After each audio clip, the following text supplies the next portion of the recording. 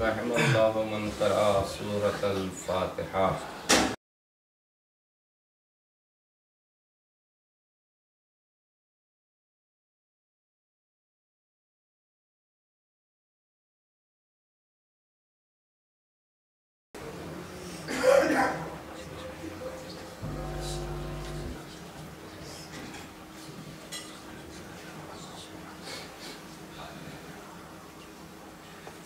لا حول ولا قوة إلا بالله العلي العظيم۔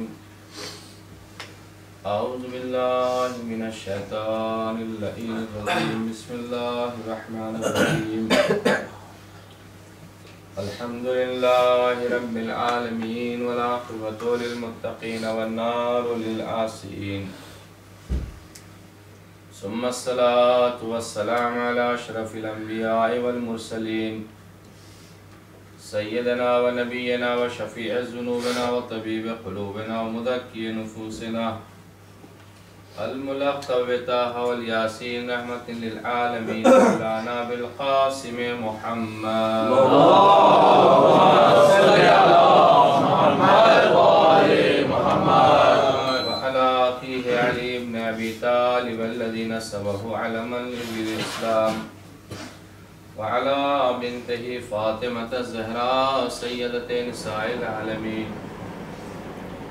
وعلى سبتيه الحسن والحسين سيد شباب أهل الجنة ومن ذرية الحسين عليهم الصلاة والسلام، ولعنة الله على أعدائهم أجمعين من أسرنا إلى قيام يوم الدين۔ أما بعد فقد قال الله تبارك وتعالى في كتابه المجيد وفرقانه الحميد وقوله الحق وهو أصدق الصادقين، بسم الله الرحمن الرحيم۔ إنما يريد الله ليذهب عنكم الرجس أهل البيت ويطهركم تطهيرا۔ اللهم صل على محمد وآل محمد۔ شریعت پیغمبر میں اور اسلام محمدی میں 14 معصومین علیہ السلام میں جتنا عظیم کردار فقہ کے اعتبار سے اور علم احکام علم فقہ کے اعتبار سے ہمارے چھٹے امام جعفر صادق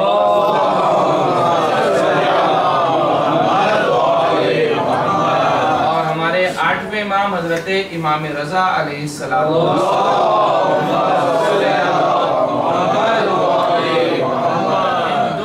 معصومین کو ایک کافی وقت ملا۔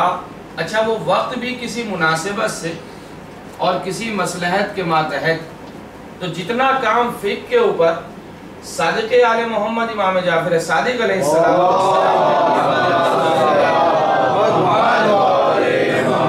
جتنا کام ہمارے 8ویں امام علیہ السلام نے کیا، تو یہ سنہرے الفاظ میں لکھنے کے قابل تو ہے ہی، اور تاریخ میں ملتا بھی ہے، اور تاریخ میں یہ بات پہنچائی بھی جاتی ہے، اور تاریخ کے اندر سنہرے الفاظ سے لکھا ہوا بھی ہے۔ 2 معصومین کی عجیب زندگی۔ واقع کربلا کے بعد امام سجاد علیہ السلام کو جو وقت ملا، تو امام مظلوم کا زیادہ تر وقت جو گیا ہے وہ دعاؤں کی کتابوں میں گیا، یا اپنے جد بزرگوار اپنے والد ماجد کہ مسائل پر رونے میں گیا۔ اور زیادہ تر وقت جو امام نے گزارا ہے، ہمارے 4تھے امام نے، وہ وقت گزارا ہے دعاؤں میں اور عبادات میں۔ امام علیہ السلام نے دونوں پہلوؤں کو لیا۔ ایک پہلو امام علیہ السلام کا یہ تھا کہ ولایت آل محمد کو سمجھانا ہے کہ ولایت آل محمد کیا ہے، ولایت آل محمد کیا ہے، اور دوسری طرف یہ بتانا ہے کہ اللہ کی بندگی کیا ہے۔ اور دونوں پہلو کو جس طریقے سے امام سجاد علیہ السلام نے انجام دیا ہے، ایسا آپ کو تاریخ میں کسی اور امام معصوم کے یہاں، اب میں یہ نہیں کہہ رہا ہوں کہ یہ جملہ کہہ کر کے کسی امام معصوم کو کم کیا جا رہا، نہیں، مقصد یہ نہیں ہوا کر، اگر کوئی بات پہنچائی جاتی ہے تو اس کا مقصد یہ نہیں ہوتا کہ کسی معصومین کو کم کیا جا رہا۔ مثال کے طور پر اگر میں یہ کہوں کہ امام سجاد جیسا کوئی سجدہ کرنے والا موجود ہی نہیں، تو اس کا مقصد یہ نہیں ہے کہ علی بن ابی طالب نے سجدے کم کیے ہوں گے، یا امام حسن نے سجدے کم کیے ہوں گے، یا امام حسین کے سجدے کم ہوں گے، نہیں۔ یہ ایک لقب جو مخصوص کسی ایک معصوم کو ملتا ہے تو اس کی ایک خاص وجہ ہوا کرتی کہ سجاد کا لقب کسے ملے گا، مرتضیٰ کا لقب کسے ملے گا، مجتبیٰ کا لقب کسے ملے گا. یہ القاب جو دیے جاتے ہیں اور یہ القاب جو معین کیے جاتے ہیں یہ کسی خاص وجہ سے ہوتے ہیں، اور یہ القاب ہم اور آپ معین نہیں کرتے.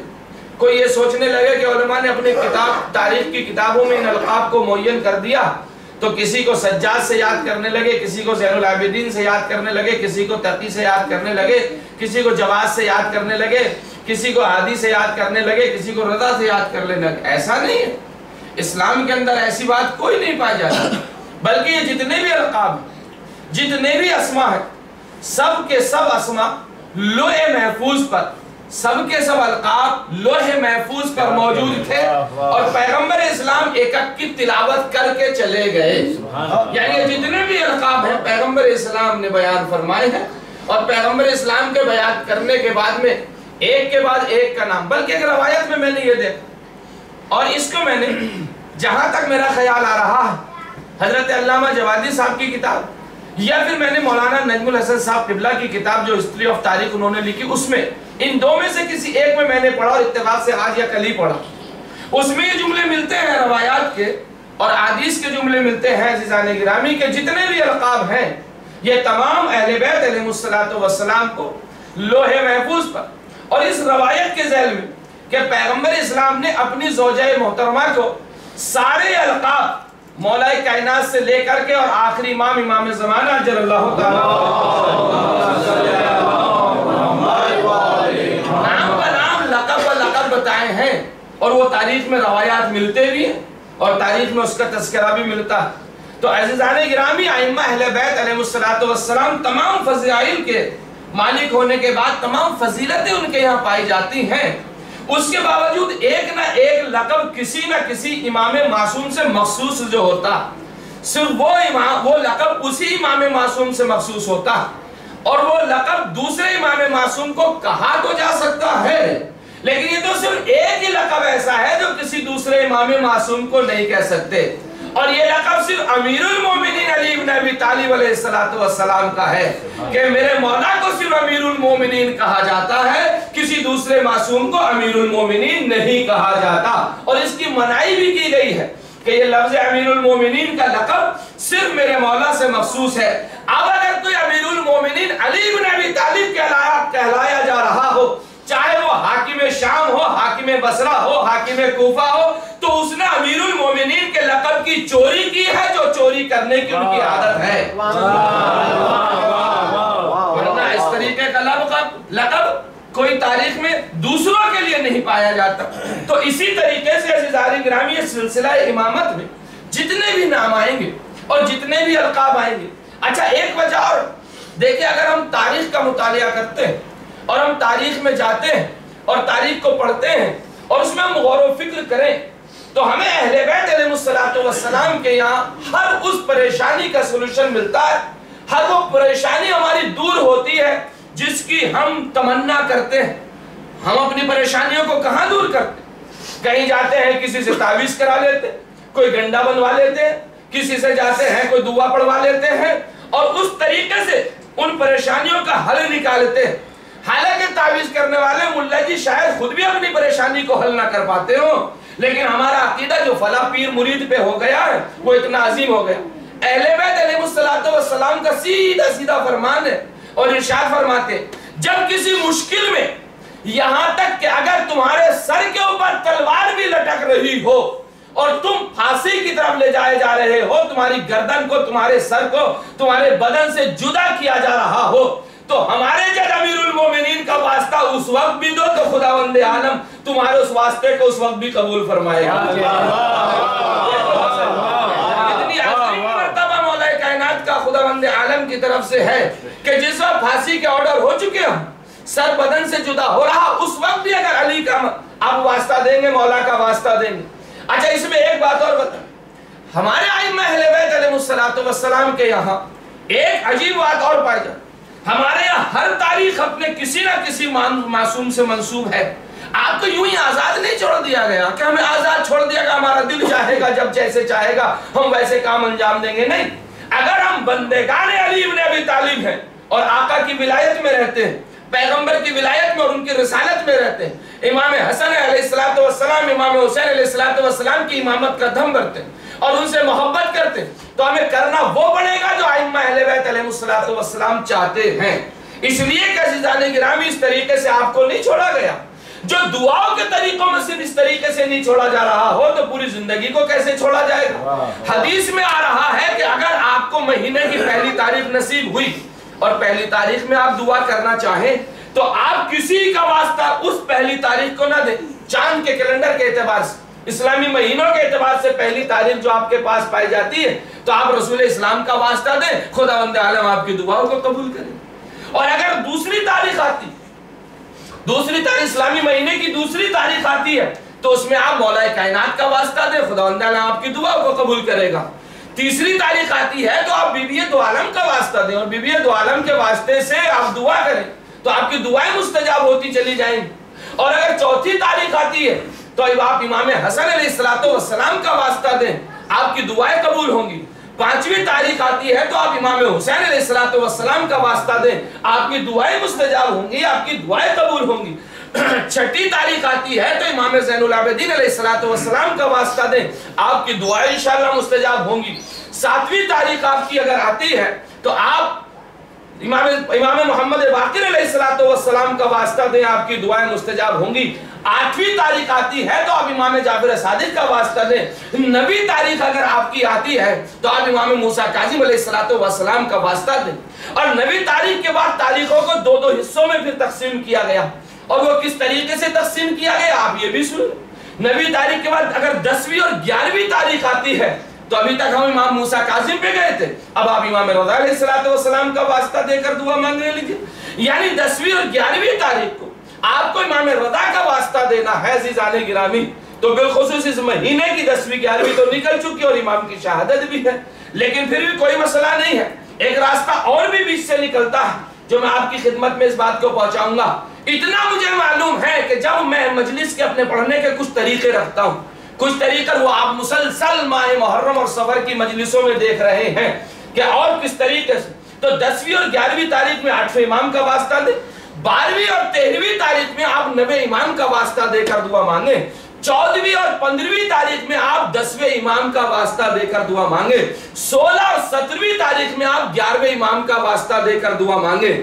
وارِ کمال حدیث اور پیغمبر اسلام کی اس حدیث کا ترجمہ اور پیغمبر اسلام کی بتائی ہوئی عظمتیں اب امام معصوم ارشاد فرماتے 18 تاریخ سے لے کر اور مہینے کی آخری تاریخ تک جتنی بھی تاریخیں آ رہی ہوں، آپ اپنے آقا و مولا امام زمانہ عجل اللہ تعالیٰ آپ ان کا واسطہ دے کر دعا مانگیے۔ جتنی بڑی آپ کی مشکل ہوگی اتنی ہی جلدی انشاءاللہ آسان ہوگی، بس ذرا سا تاریخوں کو ذہن میں رکھیے گا اس کے اعتبار سے۔ اچھا ایسا نہیں ہے اسلام میں کہ جس امام معصوم سے جو تاریخ منسوب ہے کسی دوسرے سے دعا نہیں کر سکتے، نہیں، بالکل منع نہیں کیا گیا، لیکن ایک طریقہ دعا بتایا گیا۔ اس طریقے دعا میں یہ بات ملتی ہے کہ آپ کو اس طریقے سے دعا کرنا۔ یہ پڑھنے کا میرا ارادہ نہیں تھا، بیچ میں ایک بات آ گئی تھی دعا کے اعتبار سے اور تاریخ کے اعتبار سے۔ عزیزان گرامی، میں یہ عرض کر رہا تھا یہ جتنے بھی القاب ہیں، چاہے وہ رضا کا لقب، چاہے وہ ہادی کا لقب ہو، چاہے وہ جواد کا لقب ہو، چاہے وہ مجتبی کا لقب ہو، چاہے وہ مرتضی کا لقب ہو، یہ تمام لوح محفوظ پہ موجود تھے، پیغمبر نے تعلیم فرمائی ہے۔ آج جو مجھے گفتگو کرنی وہ ہمارے اور آپ کے 8ویں امام حضرت امام رضا علیہ السلام،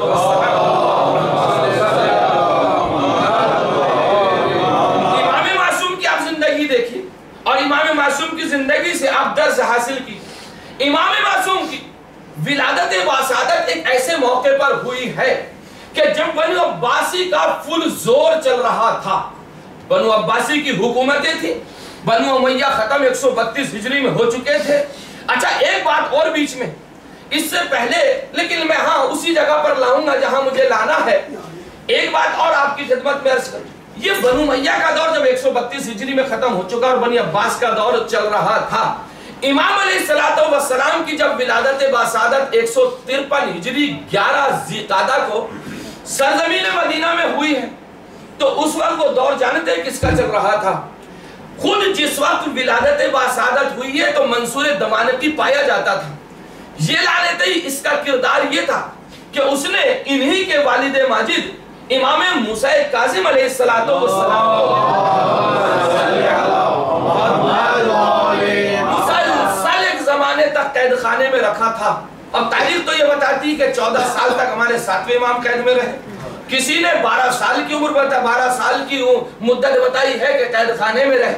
امام موسیٰ کاظم علیہ السلام یعنی سادات موسوی سے متعلق رکھنے والے یا کاظمی سے متعلق. اچھا بیچ میں ایک بات ضرور بتا کے چلوں گا کہ یہ سادات آگے بڑھی تو کیسے بڑھی، لیکن پہلے میں اپنی والی بات کو پورا کر لوں. امام معصوم کا یہ وہ دور تھا 153 ہجری کا، جس وقت کے منصور دوانی کا دور چل رہا تھا. بنو عباس برسر اقتدار تھے. بنو عباس کی کیفیت یہ تھی کہ بنو عباس نہ اپنے باپ کو چھوڑتے تھے نہ اپنے بیٹے کو چھوڑتے تھے. ان کی یہاں کی عورتیں اپنے بیٹوں کو نہیں چھوڑتی تھی اور اپنے مفاد کے لیے اسے قتل کرا دیتی تھی. جو تک تاریخ میں ملتا ہے آپ پڑھ لیجئے گا، سن لیجئے گا، تفصیل کا موقع ہوگا تو 1-2 مثالیں آج کی مجلس میں آپ کو دے دوں گا. یہ وہ دور ہے. ایسے زمانے میں امام علیہ السلام کی ولادت باسعادت. اچھا امام کی ولادت باسعادت، آپ کی والدہ ماجدہ کا نام ہی ام البنین تھا.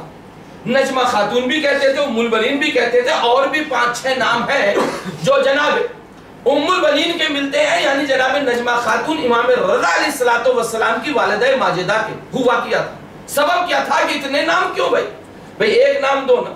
اچھا پہلے اس سے پہلے کہ میں دوسری طرف جاؤں ذرا سے اس کو واضح کرتا چلوں. دیکھیں ہوا کیا تھا. امام موسیٰ کاظم علیہ السلام کی والدہ مائدہ جناب ام حمیدہ جو سرزمین افریقہ سے تشریف لائی تھی. آپ سبھی جانتے ہیں بربر کی رہنے والی تھی ام حمیدہ، افریقہ کی رہنے والے تھے، اور یہ امام موسیٰ کاظم کی والدہ ماجدہ تھی. امام موسیٰ کاظم کی والدہ ماجدہ ام حمیدہ نے ایک دن خواب میں دیکھا پیغمبر اسلام حضرت محمد مصطفیٰ صلی اللہ علیہ وسلم تشریف لائے ہیں اور ان سے یہ کہہ رہے ہیں اے ام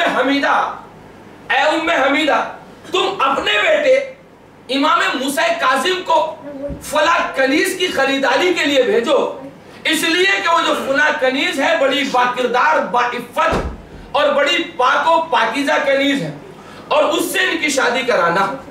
اب ظاہر سی بات ہے ماں نے اپنے ہی بیٹے کو یعنی ام حمیدہ نے امام موسیٰ کاظم علیہ السلام کو بھیجا. ایک بردہ فروش اس زمانے میں جو غلاموں کو خریدتے تھے، کنیزوں کو خریدتے تھے. اچھا اس زمانے میں اتنی کنیزیں خریدی کیوں جاتی تھی؟ یہ کیا ماجرا تھا بھائی؟ جب دیکھو فلاں کنیز، جب دیکھو فلاں کنیز، جب دیکھو فلاں کنیز، جب دیکھو فلاں کنیز. اور یہ بار بار تاریخ میں ملتا ہے کہ اتنی کنیزوں کو غلاموں کو آزاد کر دیں گے تو فلاں روزے کا کفارہ ہو جائے گا. جیسا مسائل ماہ مبارک رمضان میں ذکر کیا جاتا، میرا آج کا وہ موضوع نہیں ہے. فلاں اتنے غلاموں کو آزاد کر دیجئے تو جو آپ نے جھوٹی قسم کھائی ہے اس کا کفارہ ہو جائے گا. چونکہ اسلام کے اندر تو جھوٹی قسم نہیں کھا سکتے نا کسی بھی حال میں. اگر کسی نے جھوٹی قسم کھا لی ہے واللہ باللہ تاللہ للہ کہ تو اس پہ کفارہ واجب ہو جاتا. اور وہ کفارہ بھی یہ کہ 3 غلاموں کو آزاد کریں یا کنیزوں کو آزاد کریں یا اس سے بڑھ کر کے جو کفارے علماء نے معین کیے، مجھے اس سے بحث نہیں ہے. امام موسیٰ کاظم علیہ السلام سرزمین مدینہ پر اپنے صحابی کے ساتھ میں اس بردہ فروش کے پاس پہنچے جو کنیزوں کو بیچتا تھا. جب اس کے پاس میں پہنچے تو ایک مرتبہ کہا کہ ہمیں کوئی اچھی سی کنیز چاہیے. کہا ٹھیک ہے مل جائے. اب ایک مرتبہ امام معصوم نے 7ویں امام ہے، ظاہر سی بات ہے امام حکیم ہے، امام مطلق ہے، زمانے کا امام ہے، قرآن ناطق ہے، دیکھتے ہوئے وہ کوئی ایسی ویسی شے کو تو لا نہیں سکتے گھر کے. ایک مرتبہ تمام کنیزوں کے اوپر نگاہ دوڑائی. امام علیہ السلام نے کہا نہیں ہمیں یہ نہیں چاہیے اور نہ ہم یہ لیں. بات ختم ہو گئی. بردہ فروش نے کہا لینا ہے تو لے لیجئے، نہیں لینا تو چلے جائیے. اچھا بردہ فروش جو ہے جو کنیزیں بیچتا ہے وہ یہ نہیں جانتا ہے کہ یہ کنیز کو لینے کون آیا، اس لیے کہ امام کو وہ پہچانتا نہیں تھا. ہوا یہ اب امام علیہ السلام کہتے ہیں کہ ان کنیزوں میں تو ہمیں کوئی نہیں چاہیے، وہ جو بیمار کنیز ہے اسے مجھے دے دو اور میں اس کو لے کر کے جاؤں. اس نے کہا نہیں وہ کنیز میں آپ کو نہیں دے سکتا، یہ ممکن نہیں ہے کہ وہ کنیز آپ کو دے دوں. امام نے کہا نہیں دیتا تو کوئی بات نہیں. امام علیہ السلام اپنے صحابی کے ساتھ گھر تشریف لے، اور امام علیہ السلام جب صحابی کے ساتھ گھر تشریف لے آئے تو اگلے دن امام معصوم نے اپنے صحابی کو بھیجا، امام خود نہیں گئے، اور کہا کہ جاؤ اسی بردہ فروش سے فلاں کنیز کو خرید کر کے لے آؤ. اور یہ اتنے رقم ہے میں تمہیں دیتا ہوں، اتنے درہم و دینار میں تمہیں دیتا ہوں۔ بردہ فروش کے پاس میں گیا، کہا میں کنیز چاہیے، کہا تم کل تو آئے تھے، کہا تو کیا ہوا، کہا میں وہ کنیز چاہیے، کہ بھائی وہ کنیز میں تمہیں نہیں دے سکتا، اس لیے کہ جب میں مراکش سے آ رہا تھا راستے میں مجھے ایک نصرانی عورت ملی، اور وہ جو کہ نصرانی عورت ہے اپنے مذہب کی معلومات بہت زیادہ رکھتی ہے، تو جب یہ کنیز میں لے کر کے آ رہا تھا جسے تم بیمار بتا رہے ہو، نصرانی عورت کی نظر اس کنیز کے اوپر پڑی، اور جب اس کنیز کے اوپر نصرانی عورت کی نگاہ پڑی تو ایک مرتبہ کہنے لگی، اے بردہ فروش، یہ جو کنیز اور جس کو میں دیکھ رہی ہوں یہ ہر ایک کو تو بیچ مت دینا، اس لیے کہ اس کنیز کے اندر میں وہ خاصیت دیکھ رہی ہوں جو ہماری کتابوں میں ملتا ہے، توریت میں، انجیل میں، زبور میں پڑھ چکی ہوں، مجھے ان کتابوں میں ملتا ہے کہ یہ کنیز صرف بنی ہاشم کی اولاد میں ہی بیاہی جائے گی، اور اس سے ایک ایسا امام پیدا ہوگا جو پوری دنیا کو روشنی سے بھر دے گا۔ جو چاہ رہا ہوں عزیزان گرامی، لہذا میں تمہیں یہ بردہ فروش کہتا کنیز نہیں بیچ سکتا۔ ایک مرتبہ بردہ فروش نے جب یہ صفات بتائیں تو اس نے کہا میں یہ کنیز صرف بنی ہاشم کو دوں گا، بنی ہاشم کے علاوہ کسی کو نہیں دے سکتا۔ صحابی امام آگے بڑھے، مجھے بنی ہاشم کی 7ویں فرد ہی نے تو بھیجا ہے، جو کل آئے تھے وہ امام موسیٰ کاظم علیہ السلام ہی تو تھے۔ خیر وہ کنیز کی خریداری ہوئی، کنیز کی خریداری کے بعد جتنا مبلغ اس نے کہا تھا، جتنا اماؤنٹ اس نے بتایا تھا، اسی اعتبار سے اس نے دے دیا، اور دینے کے بعد میں وہ کنیز ہمارے 7ویں امام کے گھر میں تشریف لے آئی۔ اب وہ 7ویں امام کی والدہ ماجدہ وہ ارشاد فرماتی ہے کہ میں نے آج تک کوئی اتنی لیاقت والی کنیز، پاک دامن کنیز، عفت والی کنیز، عبادت کرنے والی کنیز اس سے پہلے دیکھی ہی نہیں۔ امام معصوم کی والدہ ماجدہ 7ویں امام کے زمانے میں انہی کے گھر میں، اپنے ہی گھر میں اس کو بیان فرما رہی ہے کہ اس سے بالورع والتقوی، اس سے بڑھ کر کے میں نے کسی اور کنیز کو دیکھا ہی نہیں۔ کنیز آنے لگی، زندگی گزارنے لگی، اسی گھر میں رہنے لگی۔ ہوا یہ کہ اب مادر گرامی امام موسیٰ کاظم علیہ السلام ارشاد فرماتی ہیں کہ میں اگر کسی کام کو اٹھتی تھی تو یہ آنے والی کنیز کہ جو بعد میں ان کو نام دیا جائے گا، بعد میں ان کو لقب دیا جائے گا، یہ مجھ سے پہلے اٹھ کر کے کاموں میں لگ جاتے تھے۔ میں چاہتی تھی گھر کا کوئی کام کروں، یہ مجھ سے پہلے، ابھی تک تو ماجرہ کسی کی سمجھ میں آیا نہیں۔ یہ کہتی میں سو رہی تھی، خواب میں پیغمبر اسلام تشریف لائے اور مجھ سے یہ کہتے ہیں ام حمیدہ اب وہ وقت آ گیا ہے کہ تم ان کی شادی امام موسیٰ کاظم سے کرا دو، اس لیے کہ ان دونوں سے خداوند عالم ایک ایسی حجت خدا کو پیدا کرے گا جو زمین کو مشرق سے مغرب تک نور سے بھر دے گا۔ آپ ملاحظہ فرمائیں، امام موسیٰ کاظم علیہ السلام کی شادی ہوئی جناب نجمہ خاتون سے، اور جب جناب نجمہ خاتون سے امام کی شادی ہوئی، انہیں ام البنین بھی کہا جاتا ہے، نجمہ بھی کہا جاتا ہے، دوسرے بھی اور 4-5 نام۔ اس کا سبب کیا؟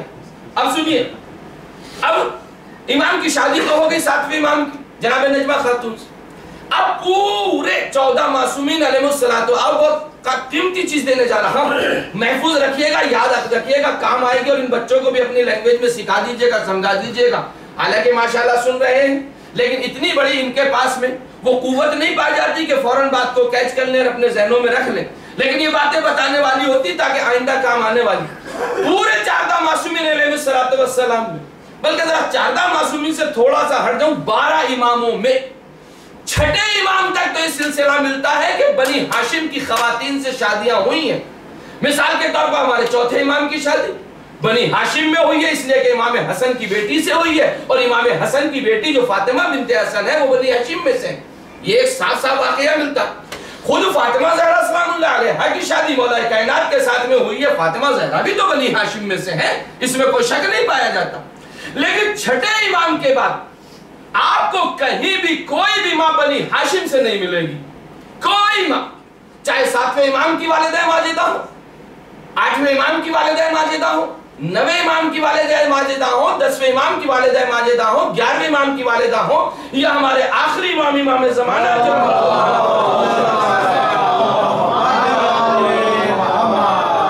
کسی بھی امام معصوم کی والدہ ماجدہ بنی ہاشم میں نہیں ملیں گی، سب کی والدہ ماجدہ کنیزوں میں ملیں گی، سب کی، چھٹے امام کے بعد سب کی والدہ ماجدہ.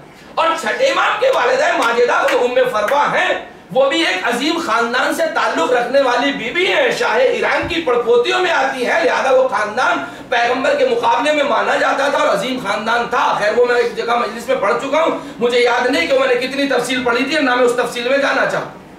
امام موسیٰ کاظم علیہ السلام سے لے کر کے اور 12ویں امام علیہ السلام سے لے کر سب کی والدہ ماجدہ کنیزیں ملیں گی، ایک بات. دوسری، ہر ایک ماں کا نام، ایک نام نہیں، دو دو چار چار نام ملیں گے. کبھی سوچا ایسا کیوں ہوا؟ آخر یہ وجہ کیا ہے؟ نام ایک ہوتا، دو، ہر امام کی والدہ کے 2 نام، 4 نام، 6 لقب، 5 نام. دیکھیں کتنا بڑا فرق اتنا ہے کہ جب تک بنی ہاشم کے یہاں سے سلسلہ خاندان سے بیویوں کا آنا تھا یہ عظمت والوں سے، اس وقت تک پورا دور بنو امیہ کا تھا. بنو امیہ کے یہاں یہ بات نہیں پائی جاتی تھی کہ نسل امامت کو ختم کریں، اس لیے کہ اگر بنو امیہ کے یہاں یہ بات پائی جاتی نسل امامت کو ختم کریں تو پھر یزید کو، امام سجاد کو بھی اور امام محمد باقر کو بھی شہید کرا دینا چاہیے تھا. انہوں نے امام زین العابدین کو شہید نہیں کرا. اب یہ جملہ کوئی بنو امیہ کی تعریف میں نہیں ہو رہا ہے، میں تھنکنگ بتا رہا ہوں، فکر بتا رہا ہوں، بنی عباس کی اور بنو امیہ کی فکر بتا رہا ہوں. ایسا نہیں شہید نہیں کرایا تو وہ والعیاذ باللہ خاکم بدن کے اچھے ہو جائیں گے، نہیں، ایسا تو ہو ہی نہیں سکتا. لیکن بنو امیہ کے ذہن میں یہ بات کلک نہیں کی تھی کہ ہم ان کو اس طریقے سے جو سلسلہ چل رہا ختم کرا دیں. یہ 132 ہجری کے بعد جب بنو عباس برسر اقتدار آئے ہیں، انہوں نے نسل امامت کو ختم کرنا چاہا ہے. اور نسل امامت کو کیسے ختم کرنا چاہا؟ یہ صرف اس انتظار میں رہتے تھے کہ ائمہ کی بیویوں میں کون سی بیوی کے یہاں امید ظاہر ہے اور بچہ پیدا ہونے والا ہے، لہذا اس بیوی کو اس بچے کے ساتھ ہی ختم کرا دیا جائے اور نسل امامت کو ختم کر دیا جائے. معصومین نے عجیب اہتمام فرمایا کہ ہم اب جو ائمہ کی ولادت باسعادت ہوں گی وہ کنیزوں سے ہوں گی، اور کنیزوں میں بھی کوئی ایک نام نہیں، 5 6 نام ہوں گے، تاکہ بنو عباس یہ سمجھ ہی نہ سکے کہ امام کی کس زوجہ کے یہاں کون سے امام کی ولادت ہونے جا رہی ہے.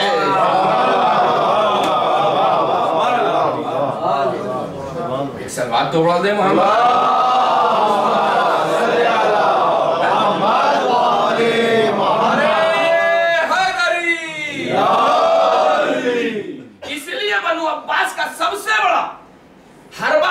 سب سے بڑی جنگ بنو عباس سے اور سب سے بڑا مرحلہ بنو عباس سے جو ہمارا ہے وہ یہی تو ہے.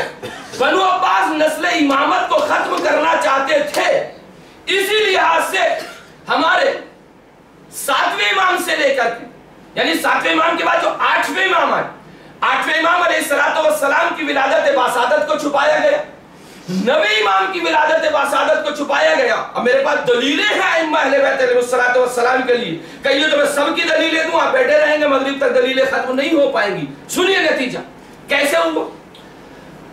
امام رضا علیہ السلام کے یہاں جب جناب نجمہ خاتون ان کی والدہ ماجدہ بن رہی ہیں، یعنی 7ویں امام کی اہلیہ، تو والدہ ماجدہ کس کی ہوئی؟ 8ویں امام کی والدہ ماجدہ ہوئی.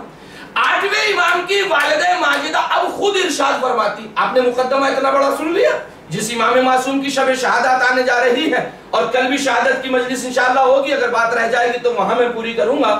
اور میں یہ بات بھی ضرور بتاؤں گا.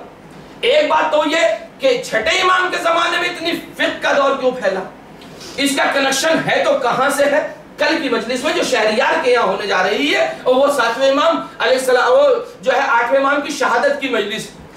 اور دوسرا دور یہ ہے کہ اتنی روایات جتنی ہمارے امام رضا علیہ السلام سے ہیں اور بالخصوص طب رضا ہے، حکمت رضا کسی اور معصوم سے کیوں نہیں ملتی. یہ 2 سوال دے رہا ہوں، اس کے جواب کل والی مجلس میں دوں گا، آج دے نہیں پاؤں گا. کیوں؟ اس لیے کہ اگر میں نے وہ والا مسئلہ چھڑ دیا کہ طب رضا، حکمت امام، فقہ امام جعفر صادق، تو پھر یہ جو آج کا مسئلہ ولادت باسعادت کا ہے اور امام کی تاریخ ہے یہ رہ جائے گی. اس لحاظ سے جان بوجھ کے چھوڑ رہا ہوں. امام علیہ السلام ولادت باسعادت کس کے؟ جناب نجمہ خاتون کے. جناب نجمہ خاتون یہ ارشاد فرماتی ہیں کہ جب میرے شکم میں یہ پرنور بچہ، تو اس وقت جب میں آرام کیا کرتی تھی تو مجھے آرام کرنے میں مجھے اللہ کی تسبیح و تحمید و تمجید کی آوازیں آیا کرتی تھی. یعنی ابھی امام کی ولادت نہیں ہوئی, 8ویں امام کی ولادت نہیں ہوئی, کہا میں ان آوازوں کو سنتے ہوئے مانوس ہوا کرتی تھی اور میں اس سے خوشحال ہوا کرتی تھی. اب یہ کہتی ہیں کون؟ جناب نجمہ خاتون, کہ جیسے ہی امام رضا علیہ السلام کی ولادت وسادت ہوئی تو امام نے فوراً ولادت کے بعد, دیکھیں یہ بھی ایک معجزہ ہے امام میں سے, ولادت کے فوراً بعد میں امام علیہ السلام نے اپنی پیشانی کو سجدے میں رکھا اور اپنے سجدے کے بعد اپنے چہرے کو آسمان کی طرف کیا, ہاتھوں کو اٹھایا اور کچھ پڑھ رہے تھے. جب وہ کچھ پڑھ رہے تھے تو میں نے سوچا میں بھی سنوں کیا. اتنے میں امام موسیٰ کاظم علیہ السلام آ گئے تو نجمہ خاتون کہتی ہے میں نے اپنے بیٹے کو لیا اور 7ویں امام کی گود میں دے دیا, لیجئے حضور یہ آپ کا بچہ دنیا میں تشریف لائے. تو ایک مرتبہ 7ویں امام نے اپنے بیٹے کے لیے ارشاد فرمایا, کہتے ہیں یہ وہ آ گیا ہے کہ جس کا دادا اس انتظار کو کرتے کرتے 15 دن پہلے دنیا سے چلا گیا کہ میرا وہ پوتا آنے والا ہے جو پوری کائنات میں, پوری کائنات کا لفظ استعمال ہو رہا ہے کہ مشرق سے مغرب تک یہ حجت خدا بھی ہوگا اور پوری ظلمتوں کو ختم کر دے گا. یہ 7ویں امام ہے, یہ 7ویں امام ہے جو کہ اپنی اہلیہ جناب نجمہ خاتون سے کہہ رہے ہیں. اور اتنا کہنے کے بعد میں ایک مرتبہ ان کو دیا اور دینے کے بعد میں امام علیہ السلام پھر گھر سے باہر تشریف لے گئے, یعنی 7ویں امام. اب یہ آغوش مادر میں ہمارے 8ویں امام علیہ السلام میں 153 ہجری چل رہی ہے جو ولادت کا وقت ہے. اب تاریخ یہ بتاتی ہے, اب سنی, اب تاریخ کا جو المیہ ہے وہ کس طریقے سے ہوا. یہ امام معصوم جو 8ویں امام علیہ السلام ہے, ولادت کے بعد ان کا نام علی رکھا گیا اس لیے کہ ان کا نام علی لوح محفوظ پر محفوظ تھا, اس لحاظ سے ان کا نام علی رکھا گیا. اب ان کے لقب بہت ہیں, جیسے صابر ہے, ذکی ہے, راضی ہے اور ایک لقب ہے رضا. امام محمد تقی علیہ السلام جو ان کے صاحبزادے ہیں, ان سے ایک مرتبہ کسی نے پوچھ لیا, مولا ہم نے سنا ہے کہ یہ لفظ رضا آپ کے والد ماجد کو لفظ رضا یہ مامون رشید نے دیا ہے. تو ایک مرتبہ نوے امام نے ارشاد فرمایا خبردار اس طریقے کی باتیں نہ کرنا, اس لیے کہ یہ لفظ رضا ہمارے جد امجد پیغمبر اسلام ان کو دے کر کے گئے تھے, لفظ رضا. تو اس کے بعد راوی نے دوسرا سوال کر لیا, مولا اچھا یہ بتائیے پھر رضا کے معنی کیا ہے؟ انہیں رضا کہتے کیوں, اتنا مشہور ترین لقب ہے رضا, انہیں رضا کہتے کیوں؟ ایک مرتبہ کہنے لگے امام معصوم کا جملہ, انہیں رضا صرف اس لیے کہا جاتا ہے کہ پوری کائنات میں مخالف ہوں یا موافق ہوں, دشمن ہوں یا چاہنے والے, سب امام رضا سے راضی ہیں, اس لیے انہیں رضا کہا جاتا. یعنی کوئی امام رضا علیہ السلام سے ناراض نہیں تھا. ہوا یہ کہ 7ویں امام کی شہادت کے بعد, جب 7ویں امام کی شہادت ہو گئی, اس وقت امام علیہ السلام کی عمر مبارک تقریباً کوئی 25 سال کی بتائی جاتی. اچھا کچھ علماء نے اس میں اختلاف بھی کیا ہے, خیر میں اختلافی باتیں تو یوں نہیں پیش کرتا, پیش تو میں کرتا ہوں, کتابوں سے میں بتاتا ہوں, میرا کوئی نظریہ تو نہیں ہوتا ہے نا, وہ میں تو یہ کہہ دیتا ہوں فلاں کتاب میں لکھا ہے یا فلاں عالم نے لکھا. بعض کم فہم حضرات جو اپنے آئی پیڈ اور موبائل سے کھیلتے رہتے ہیں, وہ شروع کی باتیں تو سن لیتے ہیں, نتیجہ سنتے نہیں ہیں, مجلس کے بعد کہتے ہیں مولوی صاحب نے ایسا عقیدہ بیان کر دیا, ان کا عقیدہ کیسا. ارے بھائی پوری بات تو سنو, پورا کلام سنو, اس کے بعد ہی تو پتا چلے گا کہ کون سی بات. کوئی اگر اختلافی روایات منبر سے بیان کی جاتی ہے تو وہ روایت جو منبر سے بیان کی جاتی ہے وہ اس کا نظریہ نہیں ہوتا, اختلافی بیان یوں کیا جاتا ہے کہ تاکہ اگر کوئی حملہ آنے والا ہو تو ذہن پہلے سے تیار ہو کہ ہم روایت کو سن چکے ہیں, تاکہ بچوں کے ذہن منتشر نہ ہونے پائیں, اس لیے بیان کیا جاتا. ایک سلام پڑھتے ہیں محمد علیہ.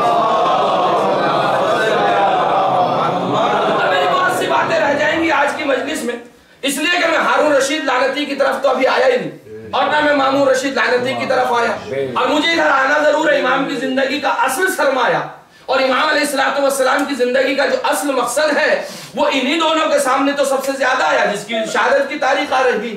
آپ جانتے یہ دنیا والوں کا ایک عجیب رسم تھی، اور آج آپ سنیں گے بعض حضرات انہیں شوق سا بھی لگے گا کہ آپ کیا پڑھنے بیٹھ گئے اور کہاں سے لے کر کیا، اور مجھے خود بھی شوق لگا جب میں کتاب میں پڑھ رہا تھا۔ مامون رشید کی چال یہ تھی، مامون رشید وہ جانتا تھا کہ امام رضا کی اہمیت کیا ہے، ان کی لیاقت کیا ہے، ان کی عظمت کیا ہے، سب جانتا تھا۔ بنی عباس کا خلیفہ ہے، کوئی معمولی بات نہیں ہے، بلکہ بعض افراد نے ہارون رشید کو فقیہ تک لکھا ہے کہ مسائل بہت زیادہ جانا کرتا تھا اور ان کو بہت زیادہ مسائل کا علم تھا، اس سے بحث نہیں۔ خیر، اچھا امام کس طریقے سے شاہ خراسان آئے وہ آج کی مجلس کا موضوع نہیں، کل کی مجلس کا ہے، چونکہ وہاں تک میں پہنچوں گا نہیں۔ امام علیہ السلام نے جو دور گزارا، ہارون رشید نے بس ایک جملہ اپنی بیٹی ام حبیبہ کی شادی امام رضا کے ساتھ کی۔ مامون رشید نے اپنی بیٹی ام حبیبہ کی شادی، جبھی تو میں کہہ رہا تھا نا، جب میں کوئی بات کسی اطمینان سے کانفیڈنس کے ساتھ کہہ رہا ہوں تو جب میں ان لوگوں کے تاثرات بھی دیکھ رہا ہوں، چہرے کے تاثرات سے پتا چلتا ہے کہ پہلی بار بات سنی جا رہی ہے یا بار بار سنی جا چکی ہے۔ مامون رشید نے اپنی بیٹی ام حبیبہ کی شادی امام رضا سے کی، اور مامون رشید نے اپنی بیٹی ام الفضل کی شادی امام محمد تقی سے کی۔ ایک باپ ہے، اس کی دو بیٹیاں ہیں۔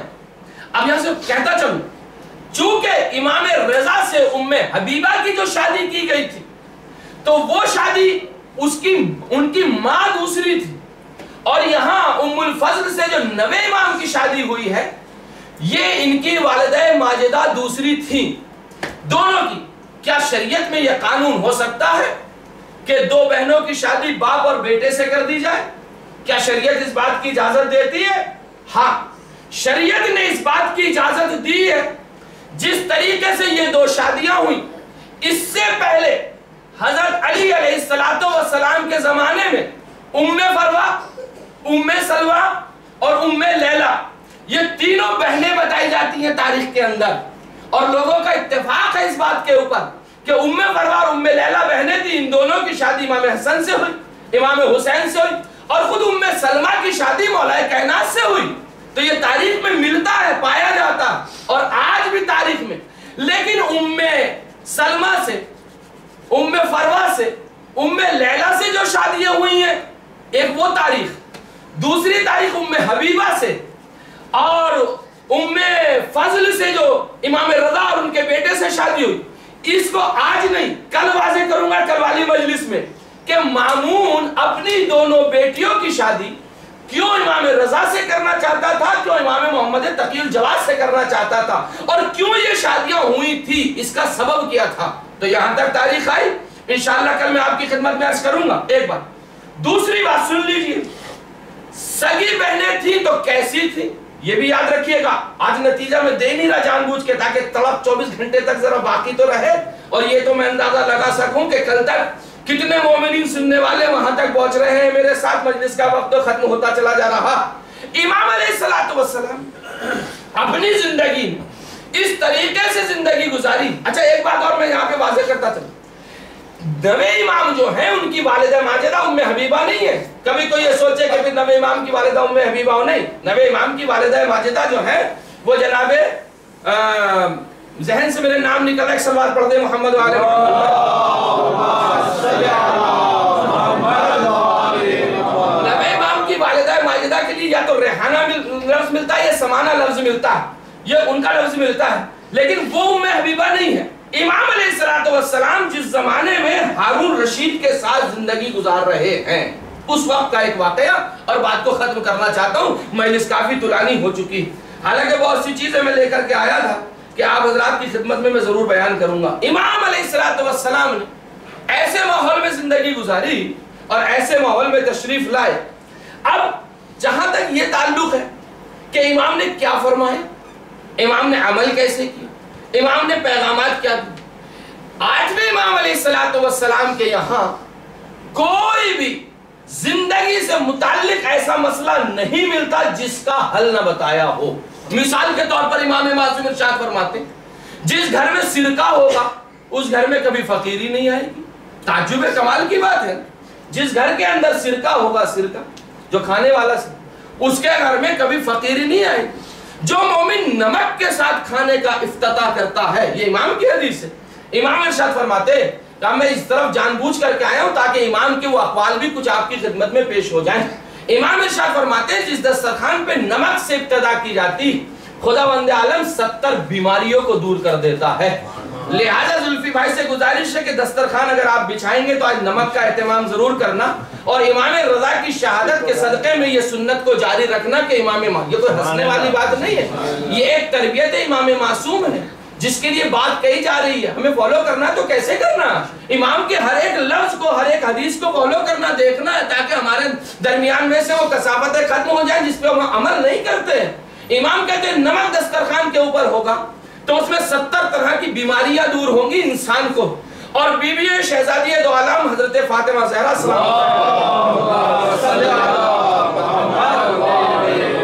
شہزادی ارشاد، میری مجلس طولانی تو نہیں ہو گئی ہے؟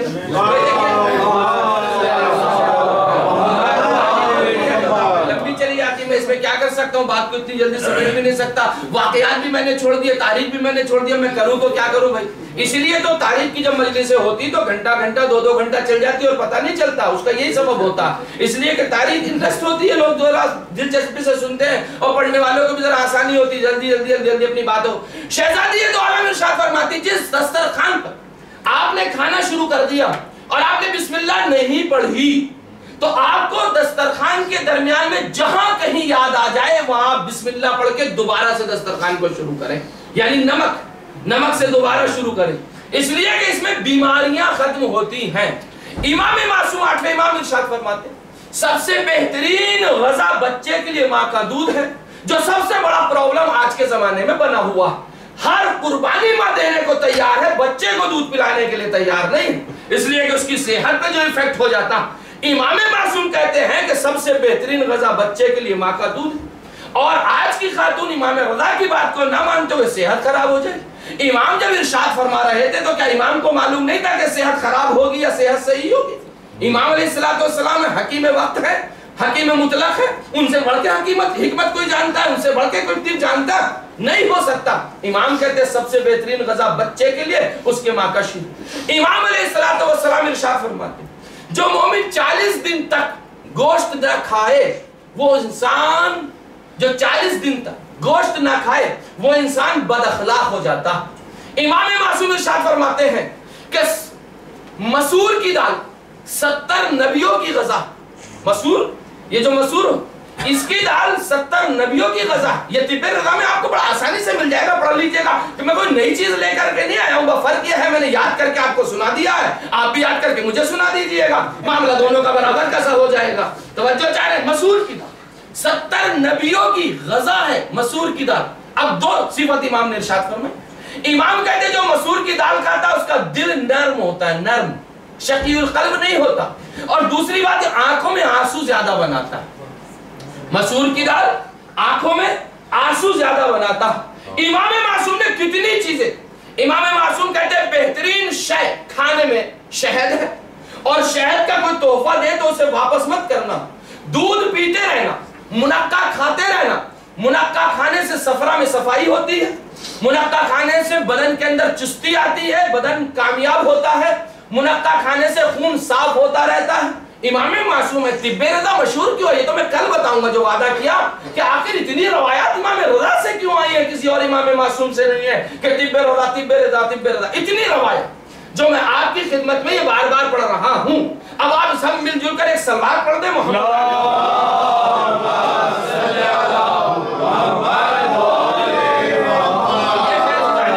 امام کے اقوال۔ امام معصوم ارشاد فرما کہ دیکھو تمہیں کھانے کے لیے ہم طریقے بتائیں گے، رہنے کے لیے ہم حالانکہ صادق آل محمد امام جعفر صادق علیہ السلام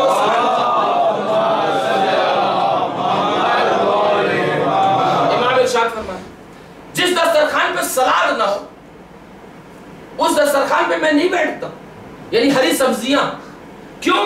اس لیے کہ وہ مصفی خون ہوتی ہے، سلاد انسان کو فائدہ پہنچاتی، اور امام اب اس میں اب ہو سکتا ہے بعض افراد اس کو ایک ذائقہ سمجھتے ہو، نہیں، ہر ایک چیز میں امام معصوم ارشاد فرما رہے ہیں تو مصلحت ہے۔ اب میں جب مجھے تو معلوم ہو رہا کہ آج مجلس میرے خیال سے خشک ہو رہی ہے، جیسے مجلس آپ سنا کرتے ہیں،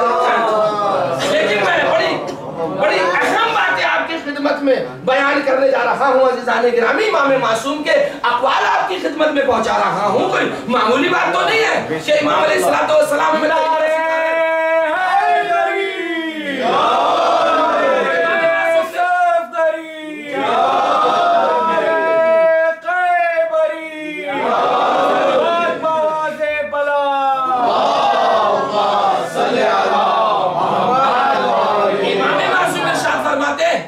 کسی راوی کو صحابی کو دیکھا پھل کھا رہا اور ایک پھل کو تھوڑا سا کھایا اور پھینک دیا. امام کہتے ہیں یہ اللہ کی نعمت ہے، اس کا اسراف مت کرو، اسے کھانا ہے تو پورا کھاؤ. اور امام نے بھی ایک مثال دی کہ اگر کوئی انسان انار کھاتا ہے، یہ امام کا جملہ کہتے ہیں جو انسان انار کھاتا اس میں ایک دانہ جنت کا ہوتا ہے، لہذا انار کی خاصیت یہ ہے کہ انار کو اکیلے ایک انسان کو کھانا چاہیے، اسے کسی کا شیئر نہیں کرنا چاہیے. اب امام معصوم کے تمام بہت سی روایات ہیں جو میں نے آپ حضرات کی خدمت میں بتائیں، دسترخوان سے متعلق ہے، کھانے سے متعلق ہے، سونے سے متعلق ہے، پینے سے متعلق. شاید کل کی میں آپ کی خدمت میں یہ عرض کروں گا کہ امام نے کن چیزوں کو کہا کہ زیادہ کھانا چاہیے، کن چیزوں کو کم کھانا چاہیے، پہننا کیا چاہیے، اڑنا کیا چاہیے، رہنا کیسے چاہیے. امام معصوم ارشاد فرماتے ہیں زیتون کا تیل استعمال کرنا چاہیے. زیتون کا تیل استعمال کرنے سے 40 دن تک شیطان قریب نہیں آتا ہے. یہ امام معصوم کا جملہ. امام معصوم ارشاد فرماتے ہیں بے نفشے کا تیل سر میں لگانا چاہیے. بے نفشہ ایک گھاس ہوتی، اس کا تیل ہوتا ہے جسے ہم کاسنی بھی کہتے ہیں، ہلکے ہلکے اس کے پھول ہوتے ہیں چھوٹے، اس کا تیل ملتا ہے بازاروں میں ہمدرد کے وغیرہ کے یہاں.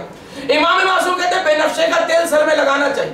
اس کی خاصیت یہ ہے کہ جب سردیوں کا موسم ہے تو آپ کے ذہن کو، دماغ کو، سر کو گرم رکھے گا، اور گرمیوں کا موسم ہے تو اپنی تاثیر بدل کر ٹھنڈا رکھے گا، آپ کو موسم خراب نہیں ہونے دے گا. امام معصوم کہہ رہے ہیں آزما کے تو دیکھیں، استعمال کر کے تو دیکھیں. ایک ہی چیز ہے، موسم کے بدلنے سے کبھی نقصان نہیں دے سکتی، اس لیے کہ جس موسم میں نقصان دینا چاہیے اس میں فائدہ دے رہی، جس میں موسم میں دوسرے میں اگر استعمال کیا جائے گا تو وہ دوسرا فائدہ دے گی. امام معصوم کے جملے. یہ امام معصوم امام مطلق.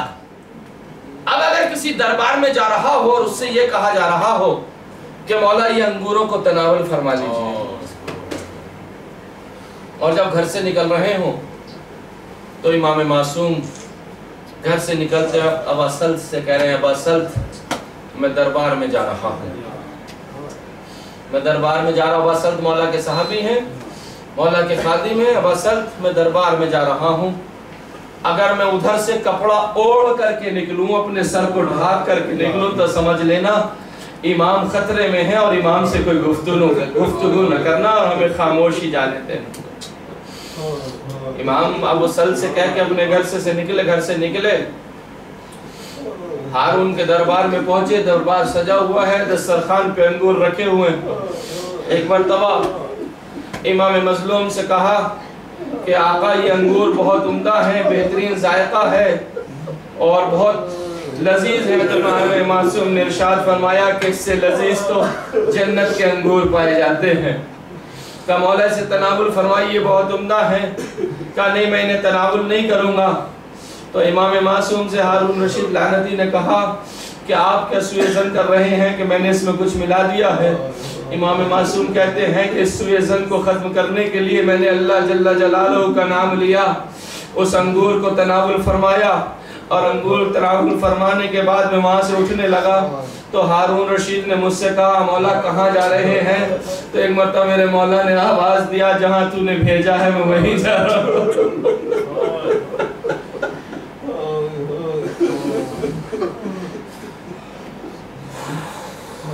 بس میرا مظلوم امام ہارون کے دربار سے اٹھے، گھر کی طرف چلنے لگے. ابا سلط نے جب مولا امام مظلوم کو آتے دیکھا، کیا دیکھا؟ سر پہ کپڑا ڈھکا ہوا ہے.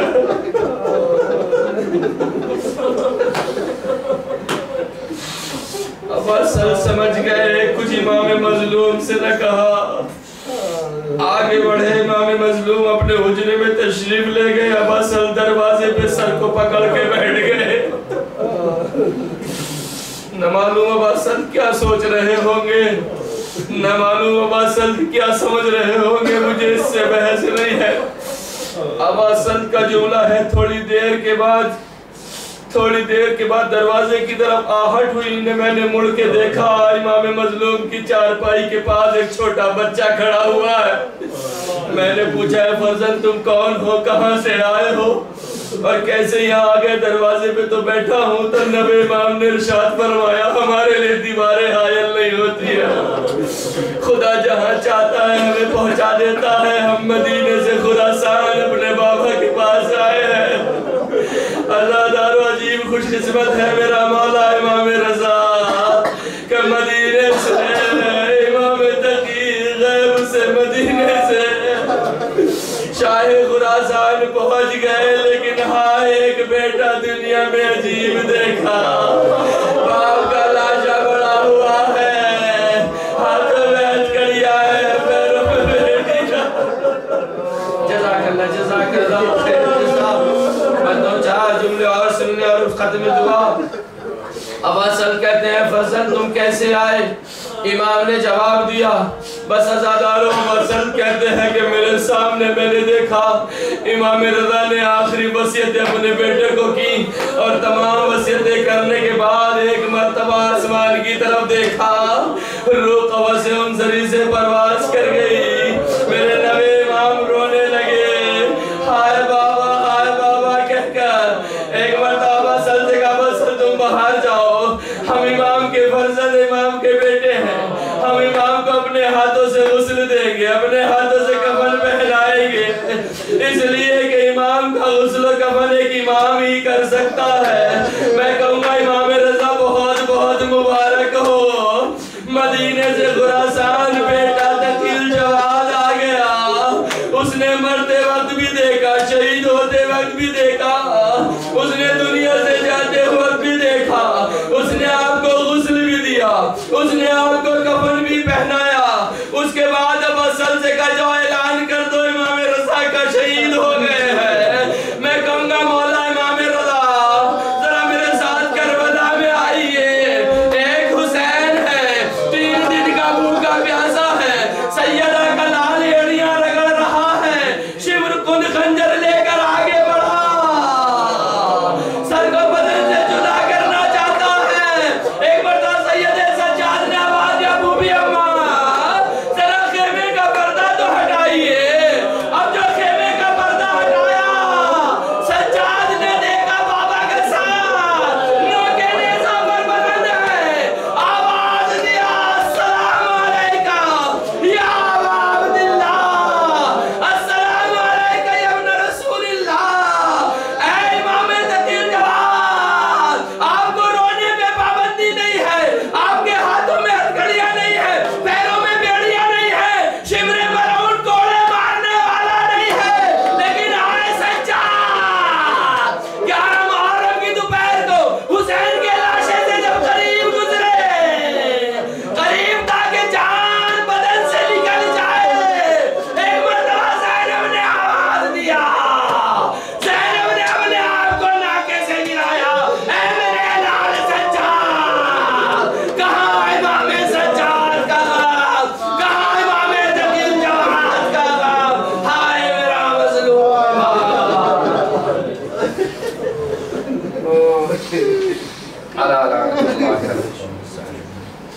سیالم الذین ظلموا ما تبع السیف